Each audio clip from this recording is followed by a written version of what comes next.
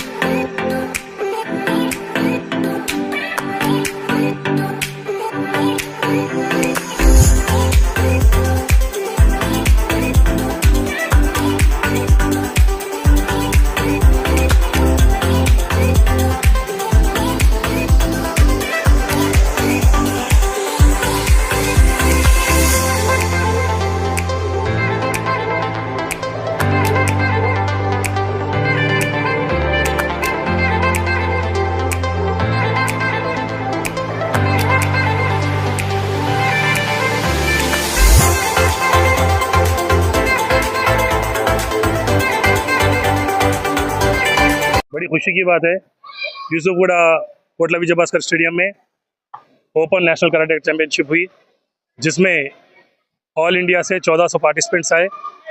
और खुशी की बात यह है without any injuries, without any damages ये टूर्नामेंट किया गया under the supervision of Sheehan Ravinder sir, Sudarshan sir. और इसके सब क्रेडिट जाता है महेश गौड़ साहब को, जो TSKD के प्रेसिडेंट है और PCC प्रेसिडेंट है। उनके ब्लेसिंग से ये टूर्नामेंट किया गया है और उन कराटे के लिए बहुत मेहनत कर रहे हैं और प्लेयर्स के से बहुत आगे ले जाने की कोशिश कर रहे हैं। और एक खुशी की बात ये भी है कि आज लड़कियों में जो स्पीड बढ़ गई, लड़कियां कराटे के इतना अच्छा गेम खेल रहे हैं, सिर्फ ये कराटे में ही है। बाकी लड़कियों को यहाँ से सेल्फ डिफेंस भी सीखना है तो कराटे ही है और इससे आगे कुछ नहीं। और मेरे गुरु रविंदर सर है, जो सुबह से इतने बिजी रहे कि अभी सुबह से शाम तक अभी तक मेरे से खांदा लगा के काम करते थे टूर्नामेंट में। सर का मैं बहुत बड़ा आभारी हूँ। सब जूनियर, कैडेट, जूनियर, सीनियर ये पूरे से बच्चे लड़के लड़कियों का है। और स्टेट्स में 5 स्टेट्स आए, जैसे कि उड़ीसा, महाराष्ट्र, आंध्रा, कर्नाटका। तो बड़ी खुशी की बात है, एक दिन में इतना इवेंट करना हमें बहुत अच्छा लगा। भी हम लोग इंटरनेशनल रिप्रेजेंट करें इंडिया से, जैसे कि थाईलैंड ओपन जाते, दुबई ओपन गए, यूएस ओपन गए और यूरोप में स्लोवेनिया में पार्टिसिपेट करके आए। बच्चों का बहुत इसमें हमारे एक स्पॉन्सर इस टूर्नामेंट के श्री सलम गौड साहब दोनों आके गए।